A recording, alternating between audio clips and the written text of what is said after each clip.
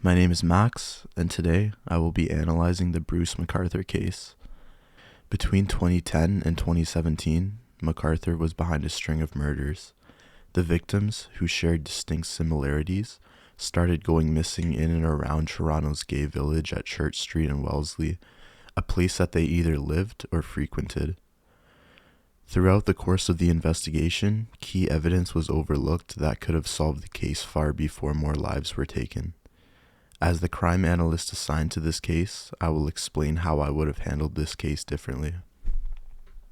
So I'm going to analyze this case step by step using the intelligence cycle. First step is planning and direction. I would conduct the investigation using a place-based approach. As all the men share a connection to Toronto's gay village, there is evidence to believe that the crimes begin in the specific geographical location of Church and Wellesley. Focusing on this area may provide clues. Assuming that I am taking up this case around 2013, after the first 3 disappearances, I would identify different data that would be needed for the investigation. I would begin by building a profile of the 3 individuals who have gone missing so far: Skandaraj Navaratnam, Abdul Bazir Faizi, and Majid Kayhan. This would be done using the next step, which is collection. After requesting information from the Toronto Police and collecting open source data, I would find that the victims have a few things in common.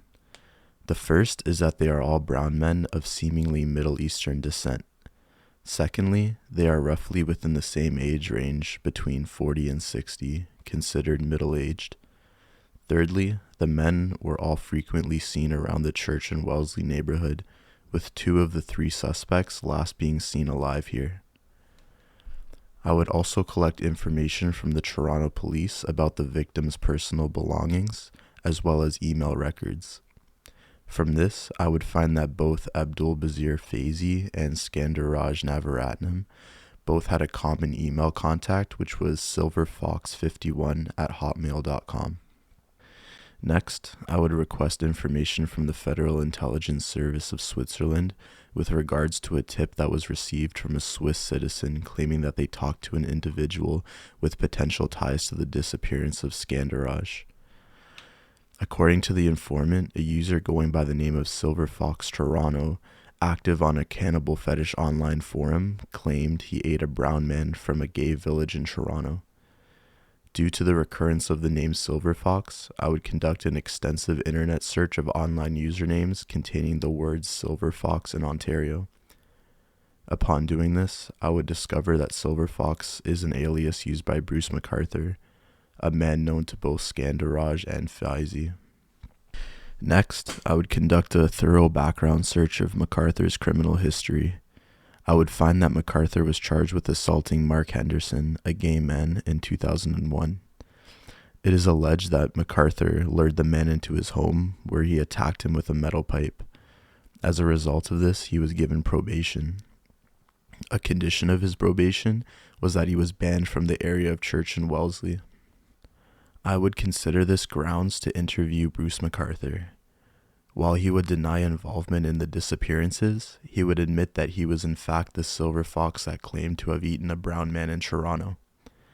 I would show him images of the 3 men who have gone missing and asked if he knew them. He would admit that he had a sexual relationship with Majid Kayhan, was friends with Navaratnam, but did not know Faizi. This would be a lie, as Faizi was one of the 2 men who had silverfox51@hotmail.com as a contact. McArthur only being friends with Navaratnam would also be a lie as well, as they had previously been observed as a couple. After this interview, I believe that the analysis stage could begin. With the information that I have collected thus far, Bruce McArthur would be considered the main suspect for a number of reasons. Firstly, McArthur has had a history of violence against fellow gay men, as was seen in his assault of Mark Henderson. This paints McArthur as exactly the kind of suspect that would be responsible for this type of crime. Secondly, the tip from Switzerland, where McArthur was found on a cannibalism forum talking about eating a brown man, cannot be overlooked. The man who had sent in the tip had successfully caught another serial killer in Slovakia. I would consider this to be a reliable witness. Thirdly, he has proven connections to all three men who have gone missing, an interesting coincidence. Lastly, he lied about these connections when interviewed.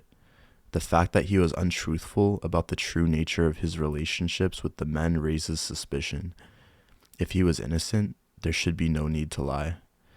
While there may be no physical evidence yet, all circumstantial leads are pointing to Bruce McArthur. He was violent towards gay men in the past, knew the three victims, and lied when asked about it. After analysis is reporting and dissemination. I would send a bulletin to commanders which would inform the Toronto police that Bruce McArthur is the most likely suspect in the disappearances, and that it is possible that he could soon claim another victim. In the bulletin, I would recommend that surveillance take place in the area of Church and Wellesley, as well as on Bruce McArthur himself. All of his movements while in this neighborhood should be closely monitored.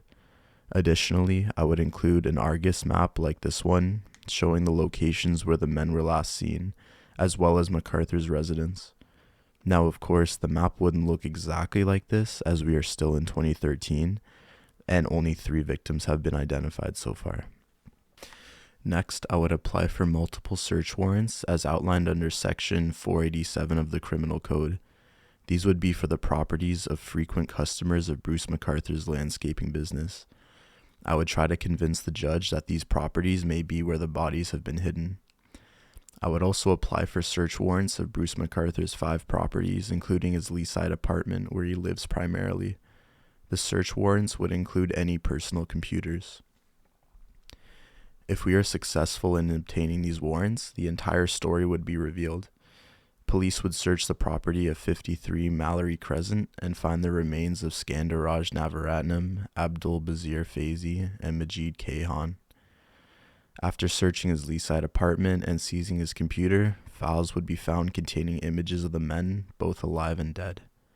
This would conclude the investigation, and Bruce McArthur would be charged in the murders of the 3 men. Now, since my investigation ended 4 years early and with less than half the victims, there is clearly much to criticize about the original investigation. All of the clues which could have solved the case were present in 2013. When McArthur was interviewed in that year, police did not look into his criminal history.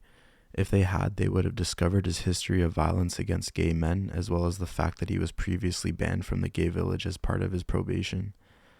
This would have made him a person of interest right off the bat, and police could have investigated more ties between McArthur and the missing men. The interview itself was lackluster, only lasting 16 minutes. According to a report by former Judge Gloria Epstein, the interviewer did not prepare the questions effectively.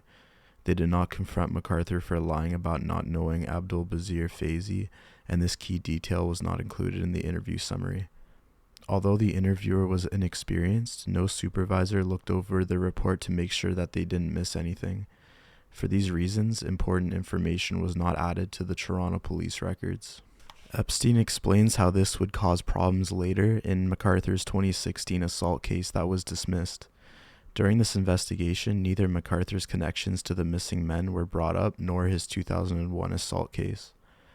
These connections would have again raised suspicion towards McArthur in the cases of the missing men, as well as likely prevented his 2016 case from being dismissed. Epstein attributed these shortcomings to a lack of knowledge by officers of their own database systems. Another criticism is that the police seemed to up their game only after the disappearance of Andrew Kinsman. Kinsman was different from the other suspects in that he was white instead of brown. Additionally, he was more well known in his community, and his absence was more likely to be noticed. His disappearance caused the Toronto police to create a task force called Project Prism, a reopening of the previous Project Houston, which was called off in 2014 due to a supposed lack of evidence. Project Prism resulted in identifying the involved vehicle, which was later traced back to McArthur. These breakthroughs swiftly led to McArthur's arrest later that year. This change in pace by police has been criticized as systemic discrimination. It was clear that the police treated Andrew Kinsman's disappearance far differently than the rest of the victims. This investigation should have ended in 2013 instead of 2018. Extremely obvious clues were laid out for investigators to build upon, all pointing directly to Bruce McArthur. Unfortunately, a combination of sloppy investigative work, racial and LGBT bias, and poor data keeping allowed Bruce McArthur to claim 5 more lives, a tragedy that was easily preventable. Thank you.